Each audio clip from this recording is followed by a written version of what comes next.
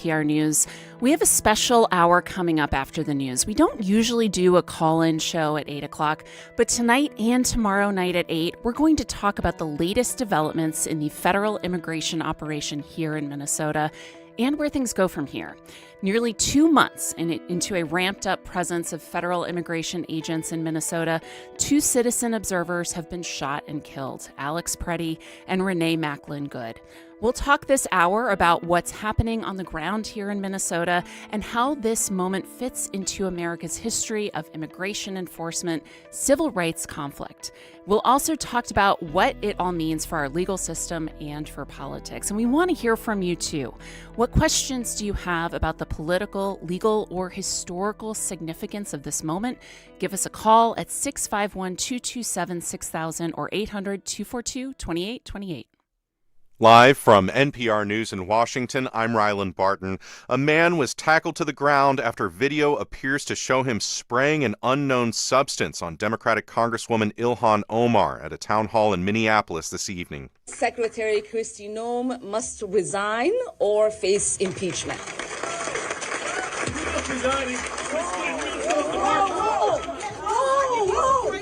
Omar continued to speak after the man was pinned to the ground and his arms were tied behind his back. Omar has long been targeted by President Trump. Yesterday, Trump said the Justice Department and Congress are, quote, looking at Omar.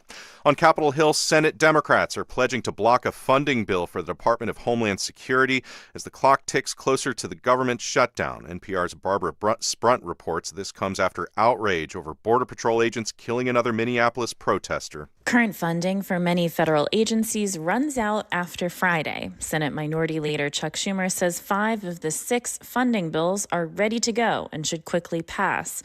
But he and Senate Democrats say they will not vote for the bill that funds the Department of Homeland Security as is. But in the wake of ICE's abuses and the administration's recklessness, the Senate must not pass the DHS budget as currently written and must be reworked to rein in and overhaul ICE. Even if GOP leadership agreed to split up the bills, changes to the package would mean another vote in the House, which is in recess. Barbara Sprunt, NPR News, Washington. UPS plans to slash 30,000 positions this year to cut costs and increase automation. This comes as the company continues to wind down its partnership with retail giant Amazon. Marlon Hyde from member station WABE has this report. Atlanta-based UPS is cutting another 30,000 operational positions and closing 24 facilities this year. Nearly 50,000 jobs were cut last year to reduce labor costs. Meanwhile, UPS is reducing Amazon's volume, targeting $3 billion in savings.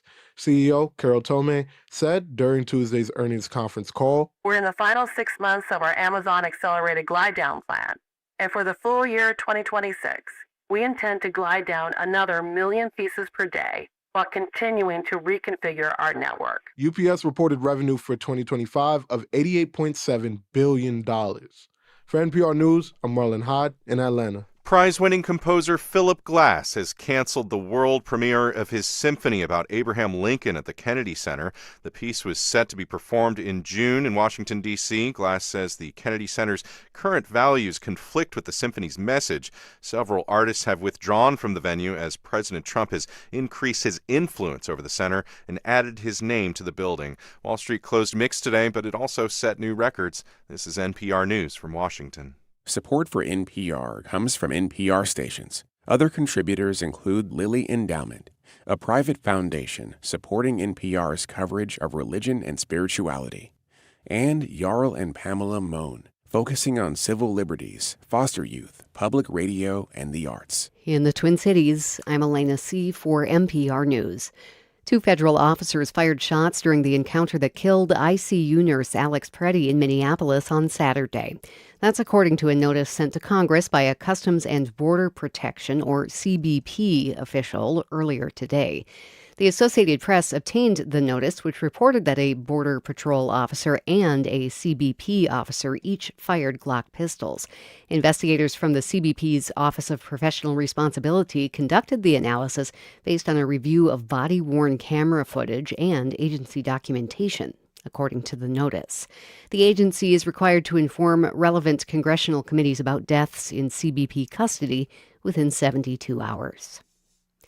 Democratic state lawmakers from Duluth say the ongoing federal immigration crackdown is impacting their constituents, even as enforcement in northeast Minnesota has been limited compared to elsewhere in the state. Lawmakers say immigrant-owned businesses have closed, children are missing school and sporting events, and people are delaying health care visits. Jen McEwen is a Democratic state senator from Duluth. We have people in our community here in the Northland who are afraid to leave their homes, who shelter in fear, who need people to bring them their groceries, who are afraid to go to work, afraid to go to school. Duluth's 3 DFL state legislators held a news conference today to detail concerns about the ongoing enforcement. It was a close finish at the John Bear Grease Sled Dog Marathon in Grand Portage today, with musher Ryan Anderson of St. Croix Falls, Wisconsin, claiming the title. It's the 5th career Bear Grease win for Anderson, who's formerly from northern Minnesota. He finished just 2.5 minutes ahead of last year's champion, Aaron Eiley. They crossed the finish line of the nearly 300-mile race at about 4:30 this afternoon. This year's race started near Duluth on Sunday. Several teams currently remain on the course. 1 below 0 in Duluth right now, and in Hibbing, 4 above in Rochester, 5 above in Red Wing, 8 outside the studio in St. Paul. This is NPR News. This hour of NPR News is supported by CF Design, the St. Paul and Minnesota Foundation, and Locally Laid Egg Company, organizations committed to the people and communities of Minnesota. Their support makes space for respectful conversation, shared understanding, and connection at a moment when many are seeking clarity and perspective.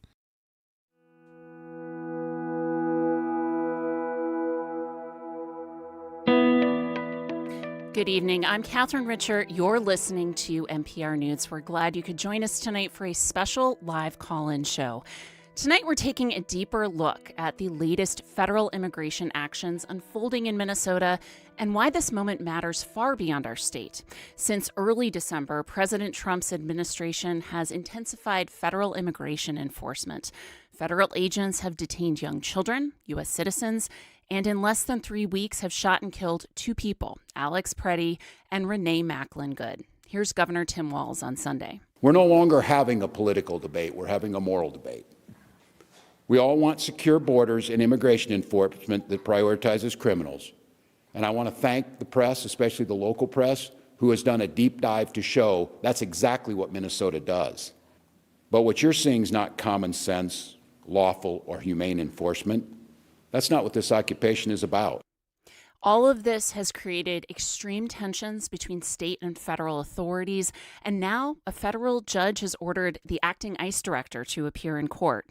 We'll talk this hour about how the ongoing federal immigration operation is affecting our people, our courts, our politics, and what we can learn from other moments that have shaped our country. We hope you will join this special conversation. What questions do you have about the political, legal, or historical significance of this moment? You can call us with your questions and your perspectives at 651-227-6000 or 800-242-2828. Now I want to bring in our guests. We have Emmanuel Mauleon. He is an associate professor of law at the University of Minnesota. Emmanuel, thanks for being with us. Thank you for having me.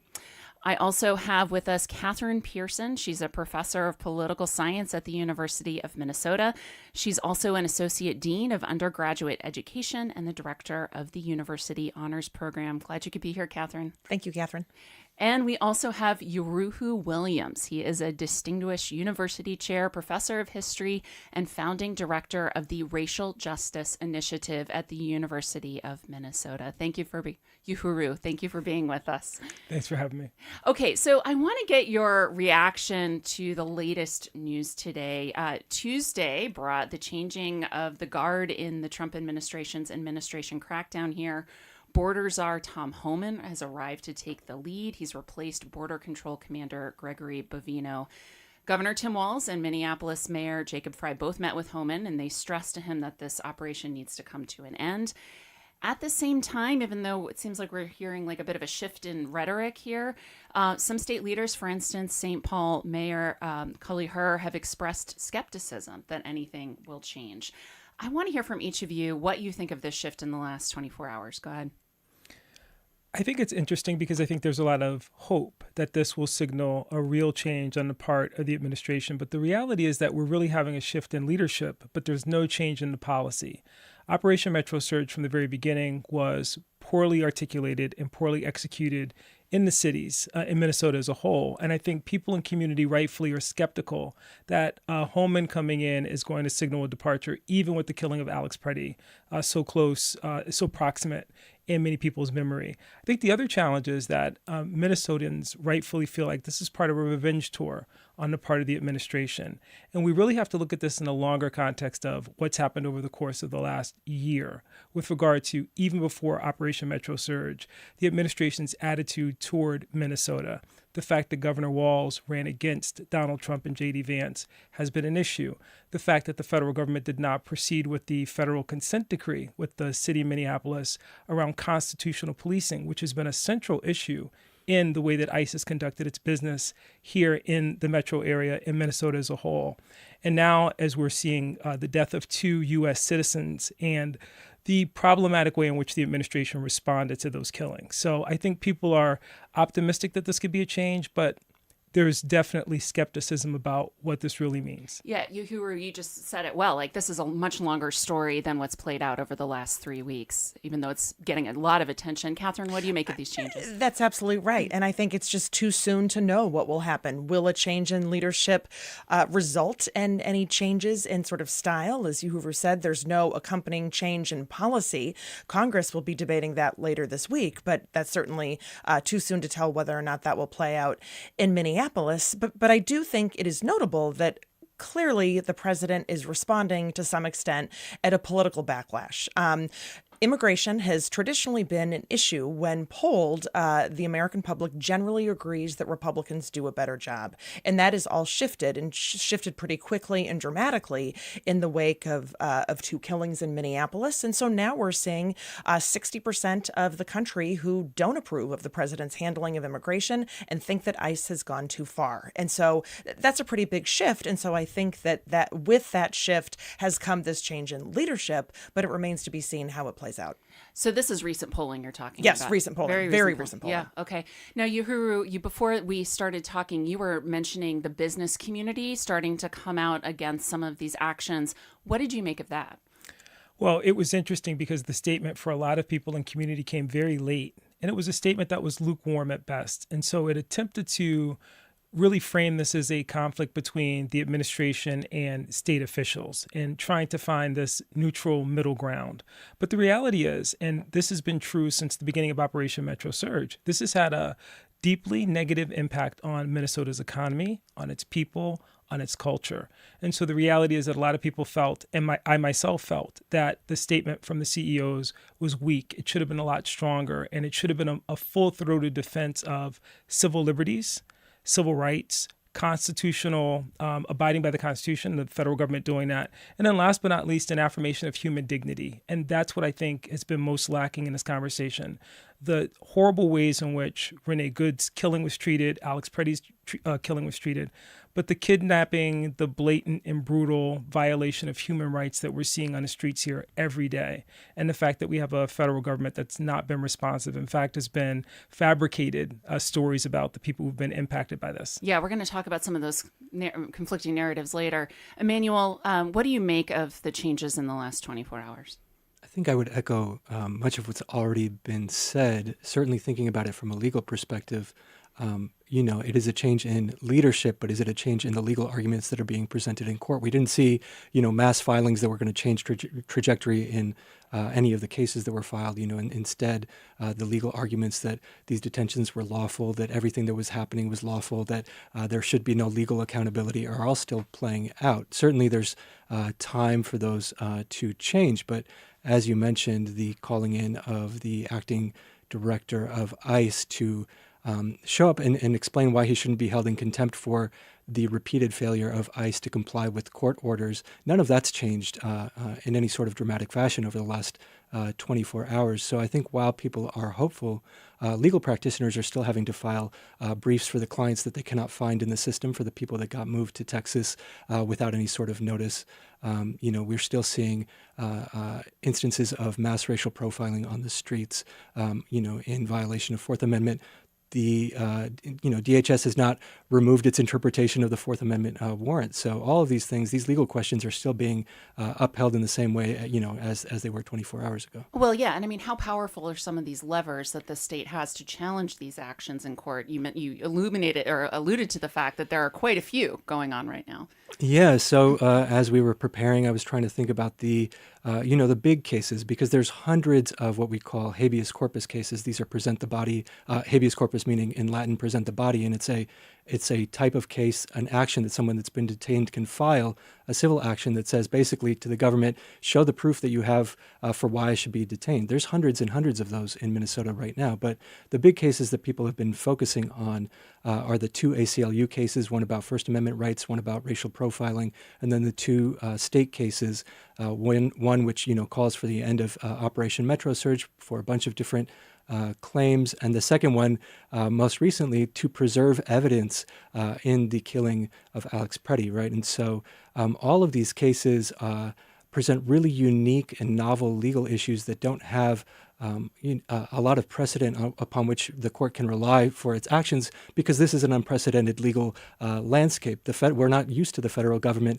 blocking access to evidence. We're not used to the federal government choosing to not only not investigate killings by its officers, but really suggesting that there's nothing to investigate at all. And so, we're in a new terrain at the moment. I want to stay on these legal questions for just a minute longer. My understanding is that the judge that issued that order that we talked about earlier, asking the ICE chief to come into court on Friday, is not, a liberal judge. Patrick Schiltz, I think I'm getting that right, was a George Bush appointee, a conservative judge. He clerked for the late Supreme Court Justice Antonin Scalia, and he was mentored by future Justice Amy Coney Barrett.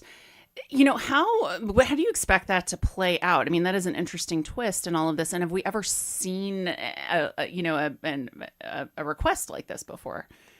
There are some instances where a judge has called the head of an agency in to either testify or held an agency, the whole agency in contempt of court for failing to abide by court orders. But as the judge says in his own order, this is an extraordinary move. But he says it's an extraordinary move that is in response to extraordinary defiance of the court's orders. And so the court is saying, ICE has had many, many, many opportunities, and the government has had many opportunities to comply with orders to release people that are being detained without cause, to release people, to give them access to their attorneys. There's countless instances of people being taken without cause, brought to Texas, and then released in Texas and essentially being told, find your own way home. This is extraordinarily troubling. I mean, troubling is too weak of a word. It's essentially if the government is taking someone without cause and moving them out of state, the description of kidnapping, I think, is apt in these cases. And so the judge has been asking the government and lawyers, show me why you aren't complying with these orders.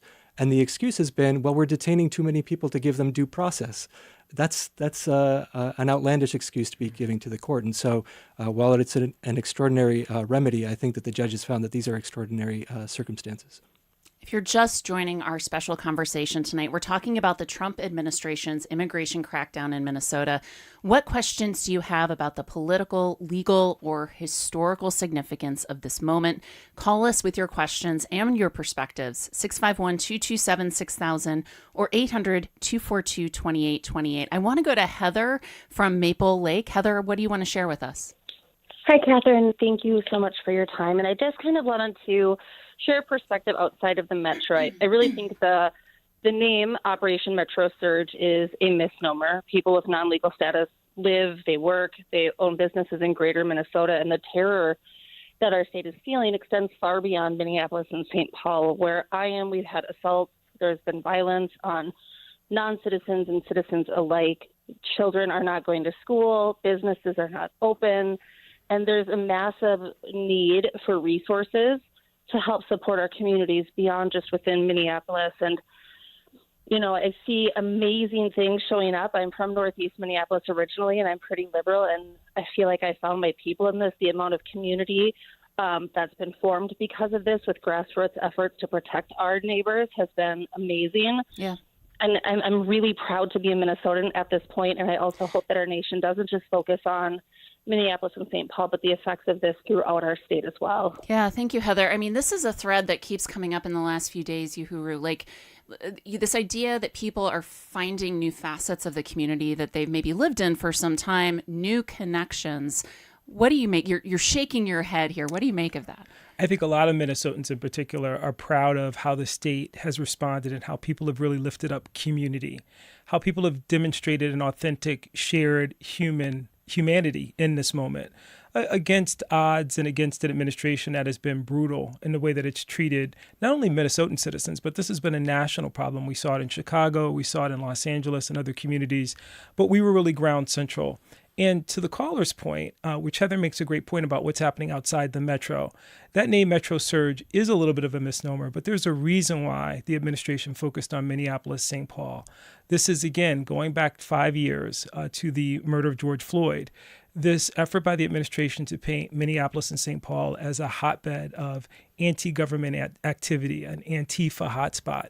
We saw the administration making the case shortly after Operation Metro Surge began that they were shifting the focus from immigration to dealing with Somali fraud. And so I feel in a lot of ways that Minnesota was selected as part of a playbook, kind of central casting. If you wanted to make a case about a lawless community where fraud was rampant and immigration was a huge problem, then Minneapolis, St. Paul became, in some sense, the poster child for that for the administration. It is a problematic narrative, as Heather points out. This extends beyond the metro, but there's a reason why the metro has occupied so much attention in this conversation. Well, what has struck you most about how Minnesotans have responded? A few things. I think first and foremost, you've seen Minnesotans really lean into values. And so even though this is an argument made about the execution of law, what you've had Minnesotans respond in saying is that we're a community first, and we're a community that privileges the principles that we associate with our democratic republic and a humane exercise of the law, and some principles that Minnesotans understand that if you erode, will ultimately come back to haunt you. So if you start to mess around with the architecture of the democratic republic, for example, due process, in the long term, that's going to come back and fall back on you. It'll fall back on all of us. So what's really encouraged me is not only the fact that you have people engaged in mutual aid, providing assistance to those who have been targeted by federal ICE agents, the fact that you have incredible efforts by state and local officials to deal with this problem, teachers, school administrators being very creative in the way that they're responding to what's happening here on the ground. But then you also have Minnesotans leaning into values and saying, this is not who we are as a community. It's not who we should be as American citizens, and really modeling for the nation and for the world that what we stand for hasn't been lost, right? Sandra Day O'Connor is famous for saying democracy is a practice. In Minnesota, Minnesotans are practicing not only democracy, but empathy. I want to get to a call now from Dan in St. Paul. Dan, what do you want to share with us? Dan, are you with us?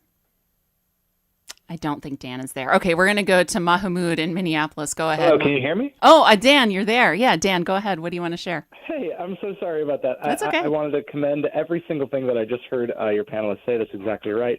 I think Greg Bovino leaving the Twin Cities is great, but this is very clearly the Trump administration offering up a sacrificial lamb, and not a particularly politically popular one at that. I think the absolute minimum demand has to be justice for two murdered Americans. And I think it's really kind of inspiring to watch Minnesotans come together to protect each other. There was a moment where the BCA had a warrant to secure Alex Preddy's murder site, and they were told no, and they kind of took it. And that's tough. Yeah. That's a spot where I think Minnesotans coming together to protect each other is part of this. And frankly, I don't know what else you need. If the people keeping BCA from a murder site are not heavily armed federal agents. They're slapped with obstruction of justice. This seems pretty clear-cut on its face. I commend NPR for having this panel and for everything that your panelists are saying so far. Thank you, Dan. There's two things that Dan said that I want to get to. First, Catherine, what do you make of Greg Bovino leaving the state? It sounds like he's going to retire now. It's a decision made, in the last 24 hours. Do you think that was politically motivated? What do you think was behind it? It's hard to see how it wasn't politically motivated. The rhetoric coming from President Trump has changed a bit, although he's so mercurial, you never know what's going to happen tomorrow. And of course, Kristi Noem is still heading the Department of Homeland Security, despite a lot of Democrats' calls for her impeachment and a Republican-controlled House and Senate. That's clearly not going to happen. In general, the two parties are still quite divided over what is happening. We're seeing some shifts in public opinion polling, and we're also seeing a couple of Republican senators, Tom Tillis, who's retiring, Lisa Murkowski from Alaska, sort of suggesting that Noem should be replaced. But in general, we're not hearing a lot from Republicans, including in Minnesota. And so the partisan divides here are still extremely deep. But as a recent Republican who just dropped out of sort of a primary for the open seat Minnesota gubernatorial race noted, it is a very hard time to be a Republican in Minnesota right now. So the damage politically that the Trump administration is doing is definitely going to resonate in Minnesota, because Minnesotans are going to remember this for a long, long time. We don't know how much longer it's going to last. It could be quite a while. But in any case, it is just the damage that Minnesota has suffered at the hands of Bovino and Kristi Noem and the Trump administration with Metro Surge is really incalculable. Emmanuel, the other thing that Dan mentioned that I think we need to touch on is this ongoing conflict we have seen between the Minnesota Bureau of Criminal Apprehension and the federal officials. We saw it when Renee Macklin Good was shot. They were not allowed to access the site. There was a second non-fatal shooting on January 17th, same conflict. And this really came to a head over the weekend when Alex Preddy was shot with, the state asking for a temporary restraining order to make sure that evidence wasn't destroyed from that crime scene. They're saying this is unprecedented, but I'm hoping you can say more about this conflict we're seeing between state and federal officials when it comes to investigating. Yeah. I mean, it is unprecedented. It is one way to put it. It is unreal in some ways if you believe in any sort of legitimacy to the criminal legal process, right? And so to have the state suing to preserve evidence, the implication there, of course, is that the federal government is either willfully or negligently destroying key evidence in a criminal investigation. We can take evidence such as they placed on social media a weapon that was recovered from the scene on the front seat of a car, not in an evidence bag. That sort of a thing. A lot of the law and a lot of the criminal legal process is borne out by the boring details of procedure, but that procedure is put in place to ensure that there are fair trials. And a big concern there is the chain of custody and the chain of evidence. And to the extent that you have the federal officers not securing the scene and leaving, then withholding access to the scene to the BCA, even after they've received a search warrant that gives them, the judicial imprimatur of validity to be entering, and even though that's within their jurisdiction anyway, they're going above and beyond to try to follow the legal process. To say that it's stonewalling or blocking is too minimal, and so. It is unprecedented to have to ask for a temporary restraining order to keep the government from destroying evidence in a critical case like this. And while the BCA is certainly doing everything that it can, and while witness accounts, witness video is going to be critical in this moment, it's always challenging to prove something beyond a reasonable doubt in court. And to the extent that you can say, well, who had the gun between the time it was on the scene and the time it was in court, and you don't have an answer, that gets to poking holes in reasonable doubt. And so certainly it seems like the state is doing everything that it can to investigate. And it feels like there's an increasing level of distrust too, around whether the federal government can fairly investigate effectively its own employees. I mean, public trust in government isn't low anyway, right, Kathryn? Public trust in government is low to begin with, and partisanship has eroded it further. And then this conflict between the federal government and state government, the BCA, I mean, again, so many things are damaged right now, and public trust is one of them. And that will have consequences for the legal system and sort of for trust in government at every level, whether it's local, whether it's federal, for a long time to come. And, you think about members of Congress, divided delegations. When a problem is affecting a state, traditionally they work across party lines together. And we're seeing the opposite here, the exact opposite. And so trust in our elected officials, I really worry about what this will mean for the future when we need to come together.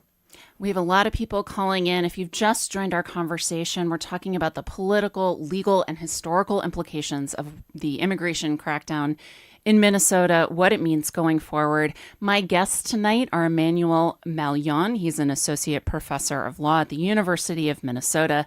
We have Kathryn Pearson. She's a professor of political science at the University of Minnesota. And we have Yohuru Williams, a distinguished university chair. Yohuru, I'm very sorry about that. Distinguished university chair, professor of history, and the founding director of the Racial Justice Initiative at the University of St. Thomas. I want to go now to a call from John in Delano. John, what do you want to share? Hi, thanks for taking my call. Well, one, I'm incredibly embarrassed because I went to the U of M, and it just saddens me that you're so biased. It's unbelievable the amount of lies that I've heard within such a short span of time. Children being detained. Those children were taken into custody to protect them after their parents were either apprehended or ran. Okay, I don't think we should leave them out in the wilderness. Secondly, I'd really like you guys to hold our governor and our mayor over here in Minneapolis accountable. Look at what happened with George Floyd. They burnt our city down. Okay, you talk about why is this stuff happening here in Minnesota? Because there's a lack of law and order. What you guys are forwarding is just more uncompliance. When you comply with the law, you don't run into these episodes. Well, John, this is something that I've heard quite a bit of. And I mean, I live outside of the metro in southeast Minnesota. And I mean, this is something I've heard a lot, which is, frankly, concerned that there's been vitriolic rhetoric on both sides. And the view that I've encountered so many times outside of the Twin Cities is that had there been more cooperation, this maybe wouldn't have escalated so much. Is that kind of what you're getting at? That's absolutely it. But there's another thing I want to say. Sure. You said that it's hard for us Republicans or conservatives to walk in the state. No, that's not the truth. The truth of the matter is that Minneapolis, St. Paul, Duluth, and St. Cloud, with the voter base that was inherited, absolutely are the only friction points of this state, and no other place that I know of leans Democrat. Mm-hmm. So if we brought the electoral state college here in Minnesota, you guys would never have an election won again. And the reason y'all lost the funding is because it's so very biased. You need to look at the reality. These are not protests. These people are following ICE agents. They're following these people around. We're trying to take off freaking rapists, people who are pedophiles. Look at the DHS. John, we have a lot of calls, and I really want to give our guests the opportunity to respond to what you just said. I mean, this does kind of get at maybe a disconnect, I think, between how people are viewing what's happening. What do you make of this? It's a huge disconnect. And I think what's unfortunate is that for people who want to view this through a partisan lens and deny what we've seen with our own eyes in terms of the way that the government has articulated its goals in Operation Metro Surge, and again, how the goalpost has moved. I think it's also unfortunate that as Americans, we find ourselves in a place where rather than talking about values and those things that unite us in terms of, or connect us in terms of our respect for law and order and process, we wind up in conversations about partisanship. That's a huge issue. And I'll give you a very concrete example of that. Part of the challenge in our contemporary moment, at least here in Minnesota, is that there was this effort post-George Floyd for a federal consent decree around constitutional policing that protects everyone. That means that the First and 14th Amendment are going to apply to citizens, and police agencies will follow those rules. The federal government backed out of that consent decree a few days before the 5th anniversary of George Floyd. And now what we see is police agencies federal police agencies behaving in our state in a way that we would be embarrassed, shocked, and deeply concerned about. And I think what people are kind of missing here in the larger context of this conversation is you can assess blame all that you want, but the reality is that, again, our democratic republic literally is at risk. And if we're not united by values and a faith and a civil theology, our Constitution, these kind of bedrock issues that have always been kind of the foundations of the way that U.S. citizens think about themselves, then we're really witnessing the fracture of the republic. That's a dangerous place to be. And I worry about people who, again, want to view this strictly along partisan lines and don't want to ask the question about, I think this is why the NRA got involved in the Preddy killing. If we're talking about the Second Amendment, if we're talking about constitutional rights, then we have a right to assemble, people have a right to observe, people have a right to free speech. Anything that restricts that should unite us as Americans against that restriction of those constitutional guarantees. Emmanuel, I want to get your take on this facet of what has played out in the last few days, which is that the NRA has sort of gotten involved. They've weighed in. Alex Preddy was carrying a weapon when he encountered Border Control agents, but he had a license to carry one legally. So explain how that has sort of reshaped maybe some of the discussion around what's been going on. Yeah. I'm struck by one of the, I believe it was John's comments that, if you follow the law, everything will be okay. And I would urge John, if you believe that we're biased, I would go and read the court orders found by the judges in all of the cases that are reviewing the habeas petitions. I would, these are Republican appointed, Democratic appointed, and just read the facts. Every time that they say this is a violation of the Fourth Amendment, you might say, okay, well, it's a violation I'm okay with because of what's happening to the people that I deem don't deserve those protections. But every time that you find a violation and that violation is eroded and that is unheld, that goes into the protection of every single person in this country. The Fourth Amendment has been systematically watered down over the decades because we've allowed it to be watered down and interpreted in this way so that we get, the worst of the worst, the people that you think of when you're thinking about crime.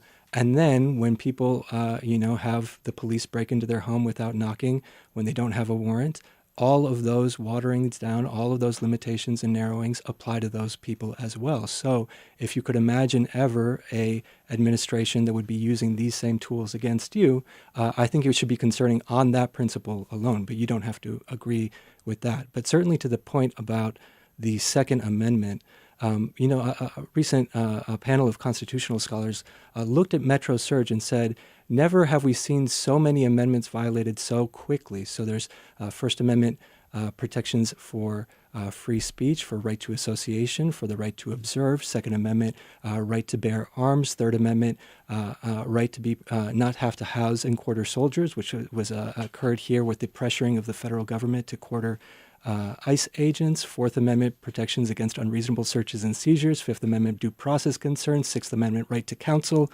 I can go on and on. It's almost every amendment of the Bill of Rights. And so if that's something that you are comfortable with and you think that it's biased to be shocked, concerned about the deep erosion, this deep commitment to violate these amendments, I don't know what to say. I do not agree with that position, and I don't think that that is a partisan position. I want to go now to Mahmoud in Minneapolis, who's been patiently waiting. Mahmoud, what do you want to share with us? Yeah, well, first of all, I'm happy and proud how Minnesotans responded, and it will be taught in the schools in the future, all over Europe, Africa, Asia, how Minnesotans minus 25 degree protest will not be forgotten. Basically, my question is, why was Minnesota targeted? I had three. I want you to give me a percentage answer. I had one of them is President does not like Somalis, so he targeted. He thinks a lot of Somalis do not have a legal paper, so he was misled because 99% of Somalis have legal papers or citizen or born here. The other one I had is he wanted to turn the blue state to red. And I had also Congressman Tom Ever invited this problem to the state. So percentage-wise, what do you think, you guys? Why he targeted Minnesota? We've kind of talked about this a little bit, but Kathryn, I'm wondering if you have anything more to add about why us? I mean, and obviously there's been ICE enforcement in other cities like Chicago, right? Right. Yeah. Portland, et cetera. And we were not first, but this is quite extreme. Well, it is certainly not because of the percentage of immigrants in Minnesota. I mean, we know that if you compare Minnesota and its immigrant population to other major metro areas that have not been targeted by ICE with many more. I think the Nick Shirley video definitely played into this as well, sort of perhaps thinking about political points. Governor Walz being on the vice presidential ticket, and President Trump has said on more than one occasion that he won Minnesota in 2016 and 2020 and 2024, which we know empirically is not correct. And so I think there have been a lot of statements that suggest and point to some answers, but we don't know precisely. So it's really hard to watch what's been happening these last few weeks and not think about the civil unrest in the aftermath of George Floyd's murder. Yohuru, I'm wondering if you see any parallels or maybe not. Help us understand how both of these things maybe are connected. Well, I think what we're seeing in today can't be classified as civil unrest. What you've seen people doing is exercising their constitutional right to assemble and to protest. And so I think that there are individuals who are looking for a response similar to what we saw post-George Floyd, and that is an uprising or civil unrest, which resulted in property damage, looting, so on and so forth. That hasn't happened. And so that's a clear difference between 2020 and today. I think the more appropriate parallel is with the civil rights movement in the 1950s and 1960s. Yeah, say more about that. Well, really what you've seen is nonviolent direct action protests against the presence of ICE in our community. Individuals who are banding together, taking to the streets, using judicial channels and other lawful means to protest what they believe to be an unjust law. And this is a lesson that, at least if we look at it in the context of the civil rights movement, also has parallels in our contemporary moment. We like to say history doesn't repeat itself, but it echoes. And so during the civil rights movement, you had African Americans, Black Americans complaining about abuses of civil rights. It wasn't until you had the murder of white civil rights workers. We think back to 1964 and Freedom Summer, the killing of Schwerner, Cheney, and Goodman, and then later in 1965, the murders of James Reeb and Viola Liuzzo that awakened the nation to the fundamental danger and illegality evident in what was happening in the South. I think the same thing is happening in our contemporary moment with Nicole Good and Renee Nicole Good and Alex Preddy, that now people can see in a very clear way that what they assumed was about Somalis or about Venezuelan gangs is actually about the erosion of American principles and has cost U.S. citizens their lives. So I think that parallel is probably much better than a comparison with 2020. Okay. Kathryn, what do you think? I absolutely. And also there is the practical reality of neighbors organizing, Signal chat groups being revived for mutual aid and people coming together in ways that were sort of, I think, for many eerily reminiscent of 2020, but also being used to help people's neighbors. I want to take a call now from Darren in Minneapolis. Darren, what do you want to share with us? Well, I listened to one of the previous callers, and one of the talking points that I've heard from the administration and from people in the community, and most often outside of the cities, is that this is some sort of targeted action towards criminals, rapists, and pedophiles. And as much as that story has been propagated by the administration, where is the data? My experience here in the cities has been random stops, pulling people over, requiring them to show their papers, and detaining people because they may have an accent or may look brown to put it very plainly. And the data tells the story. And I just have heard this rhetoric over and over again, yet at the same time, there's been no talk about the data of the people who they have detained and who they have deported. Yeah. And I'm just curious about if that data exists, right, and why media organizations are not pressing the administration on producing that data. Thank you, Darren. Emmanuel, do we know much about who has been detained so far? We've heard numbers, 2,000 some people, 3,000, I think. Yeah. Yeah, there's been a lot of numbers and not a lot of backing up of that number with data, especially relative. We have numbers that can also become fuzzy. So it was something like 10,000 arrests. But 10,000 arrests does not tell you that those people were charged. 10,000 arrests does not tell you that those people were undocumented. 10,000 arrests does not tell you if they were detained in violation of their Fourth Amendment rights. And so the best data point that I think that we have at this point, which is not a great data point because the legal system is slow and the filings are slow, are the habeas corpus petitions, the petitions that people are filing for their release.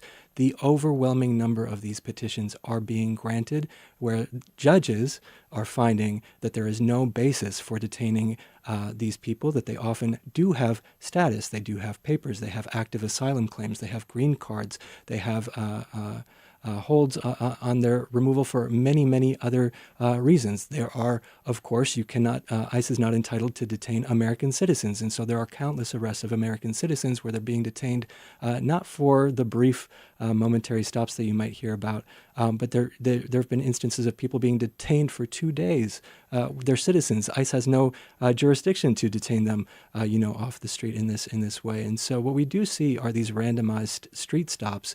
I've seen very concerning videos where officers are saying they're conducting citizenship checks on the street. This is not something that should land lightly. And so certainly the talking points are rapists, murderers, criminals, but there is a separate ICE process in order to investigate and remove those people. It is not the process that's happening in the streets right now. Kathryn, obviously Congress plays a role in how this is all playing out. Do you see this prompting any change in how we treat immigration in the United States? What can we expect from Washington in the days and weeks ahead? Well, in the short term, sort of a tremendous change on the part of Democrats as to how they view the remaining appropriations bills that need to pass by midnight on Friday. Otherwise, part of the government will shut down. So $75 billion for ICE, to fund ICE, was included in the reconciliation bill, what Trump called the big, beautiful bill that was passed last July. So that money is there. But what the appropriations bills that are supposed to come to the floor this week, the House passed them last week, and the Senate contained $10 billion more for ICE, and Senate Democrats, who had agreed to this compromise last week, in the wake of this weekend, have said, absolutely not, we're not going to support this. So what this means is that there's a potential for the shutdown of the Department of Homeland Security, or all 6 of the remaining appropriations bills could be at risk as well. And what Democrats are asking for is not just not to fund the extra $10 billion, because really, in the grand scheme of things, that actually won't matter that much, but they're actually asking for some policy changes, for ICE to end some of their extreme practices, for them to end going into schools, hospitals, places of worship. So more significant measures than Republicans have been willing to do so far. And I think that there will be an impasse. I think part of the government will likely shut down. So we're headed for another government shutdown. Partial shutdown. 6 of the bills have already been passed, but about 70% of the annual federal funding has not been passed. And I think it remains to be seen as to whether or not the Department of Homeland Security's appropriations bill is sort of taken out and the remaining 5 bills are passed with the compromise that they had already agreed on, or if Republicans say, we're going to hold it all up, and not pass any of them, so the Democrats will be more likely to negotiate. I think it's really sort of in flux right now, and we'll know more by the end of the week. Yeah, and we just there was just a government shutdown, a prolonged one.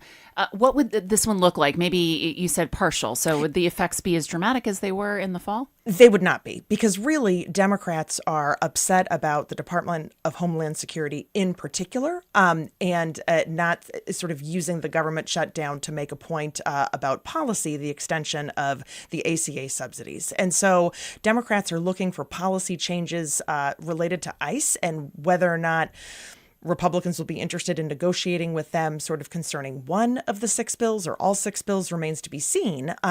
But it would be a partial shutdown. But it could affect not only DHS, but the Department of Labor, Health and Human Services, the Department of Defense. Again, so if this happens, it could be a lot of the bills, but really the sticking points are about ICE and the Department of Homeland Security. I want to take a call now from Abdullahi in St. Paul. What do you want to share with us? Are you with us? Abdullahi, are you there? I don't know that he's with us anymore, but I think I'll just maybe read a synopsis of what he was hoping to talk about, because I think it's an interesting point. He said that he fled the Somalian civil war when he was a young boy, and he is concerned that Republican senators and politicians are okay with what's happening in our communities right now. Yohuru, I'm so sorry. When you look at the scope of history and look at other countries that have struggled with these conflicts before, what parallels do you see? Here's the hard thing, because I had a conversation with an Italian journalist today, and I got a similar question, and a Norwegian journalist this morning as well. Same question. The difference is that Americans aren't accustomed to this. So this doesn't fall within our, at least, notions about our history. The parallels for us would go back to something like the 1850s and the fugitive slave law, where you had, for years, Southerners complain about the conundrum of not having a federal slave policy. And they finally got that through a compromise in 1850, and then that brought the issue of slave catchers to the door of Northerners. And then Northerners were confronted with slave catchers in their midst and said, this is untenable, we don't want this. And within 10 years, we had a civil war. And part of what the buildup to that war was this political divide over the issue of slavery. People often frame that as states' rights, but the question is a state's right to do what? And the fugitive slave law was factored very much in that conversation, because prior to 1850, slave catchers could not, or Southerners had to hire plantation owners who lost their slaves, whose slaves ran away, had to hire slave catchers who then would have to go into northern states and could be sued or face other resistance. And so that was a part of the breaking point. The reason I mention that is some of the things that we've been talking about today, having to show your papers, having to document, these were things that Black Americans, particularly in the pre-Civil War period, were very familiar with. That's how you established your right to belong. It's how you established your freedom. Even after the Civil War, you have efforts, Black codes, to kind of perpetuate and continue that. Immigrants have also suffered similar moments like that in our history, but they've been short-lived. So World War I certainly saw a moment like that in World War II, but they've been episodic. I think the resistance in this moment and the parallel in this moment, and the reason why Americans are so uncomfortable, is this is just not part of our DNA in terms of how we think about our history. And it's hard for, and this was part of my conversation with those journalists today, people to appreciate that it's just not in our DNA to understand that as being part of our political tradition or our history. We've got the episodes, they're there, but they haven't applied to the vast majority of, and I'll be very blunt about this, white Americans. It just hasn't been part of that experience. We have a call from Noelle in Moorhead. Noelle, what do you want to share with us? Hello. Thank you so much for the show tonight and the panelists. I'm wondering if you see any real opportunities right now in Minnesota or nationally to dial down the partisan and frankly dehumanizing rhetoric that we have, and how can constituents encourage elected officials to work together? Thank you. This feels like the question, right? Yohuru, I'm going to start with you. I mean, it feels like both sides have to agree to dial down the rhetoric for it to actually work. How do we do that? I agree, and yet at the same time, I'm just going to look at the experience of Minnesota in the last year when Melissa Hortman and her husband were murdered. and you had the administration and the president in particular talk about Trump derangement syndrome as being a factor in that. When you have a mass shooting and deaths in our community, and there's a greater response for a conservative pundit than there is for the loss of life, young people in our community, it's hard for then people to understand this discourse around dialing down the rhetoric. We are in a moment where folks are very comfortable retreating to their corners and being in their echo chambers. And we don't have those things that, and quite frankly, with the advent of technology, we think about this in terms of artificial intelligence. The days are gone when we all at night turned on to three networks and had the voice of reason beaming out to us that we all would disagree about the next morning at the water cooler. Now everyone can kind of go to their corners and be fed an endless algorithm of whatever it is that they want to believe that's going to happen. In order for us to be that, we have to really learn how to be human again. And again, that might seem abstract, but the reality is that part of this divide is rooted in the fact that people just aren't in space anymore. We've had an erosion of community. We have an existential threat to human connectivity presented by technology. And people are really encouraged to be far more heartless than they were in the past. The reason I say that is when you can watch a man, people made this argument in 2020, suffocated under the knee of a police officer for 9.5 minutes and come to the conclusion that that didn't happen. Or as we saw with Renee Nicole Good or Alex Preddy, people come to the conclusion that, that's okay, they're just collateral damage. The real collateral damage is community, and that you can't recover. We really have to find ways to be more authentically human and engage with one another. Otherwise, we can talk about this in terms of not just the loss of a political party, but we actually are talking about the loss of our humanity. Kathryn, the other thing that Noelle mentioned is how do you talk to your elected officials about this? Yeah. Well, and that's such a good question. And I think the sort of short answer is to absolutely contact your elected officials, whether that is to call them or write them or actually make an appointment to visit them in their office or go to a town hall meeting. And it's not so much, that everyone should be agreeing, but it's that legislators should set an example by getting to know one another, going to each other's districts, sort of understanding things from their perspective. And then even if they don't agree, maybe the rhetoric is toned down and we don't get to a place where politicians are modeling sort of violent rhetoric even, that it's okay to disagree, but it's not okay not to talk to each other and not to try to understand one another. Looking forward, Emmanuel, we just got a good question from someone who's actually watching this on YouTube right now. Really quickly, what happens if the administration does not abide by these court orders? Oh, that's the $1 million question. So that is what they call a constitutional crisis. Now, of course, this would, if they don't abide by a court order or they appeal, generally the procedure under law would be to appeal the court orders you do not like. You abide by them, or they get stayed while you are appealing them. It goes up to the 8th Circuit here. If those are appealed, the Supreme Court can choose to hear them. The Supreme Court often chooses to hear appeals by the federal government, especially lately on their emergency docket. If the Supreme Court lays out an opinion and the administration just, fails to abide by that, that's where we get into a moment where we recognize the limits of the law, right? We recognize that this becomes a purely political problem because the law, the architecture of the law can't constrain unaccountable power in that way. Our time is up for tonight. I want to thank our guests. We had Emmanuel Mauleon. He's an associate professor of law at the University of Minnesota. Kathryn Pearson, a professor of political science at the University of Minnesota. And Yohuru Williams, a distinguished university chair, professor of history, and founding director of the Racial Justice Initiative at the University of St. Thomas. This conversation was produced by Carrie Dwyer. Thank you.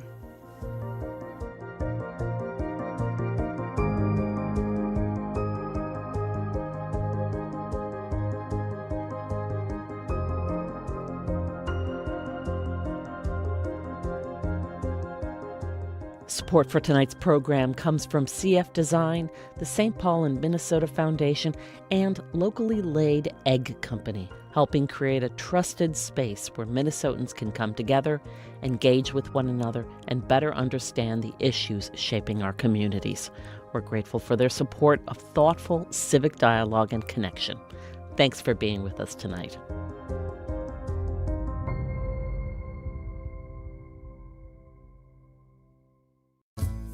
Have you always wanted to explore Europe by boat and bike? Then join me, Chris Farrell, next summer on a bike tour from Amsterdam to Bruges. We will soak up Dutch landscapes from a luxury barge and cycle past charming villages and windmills. The flat countryside offers lots of easy and pleasant pedaling, and you can choose from a Dutch touring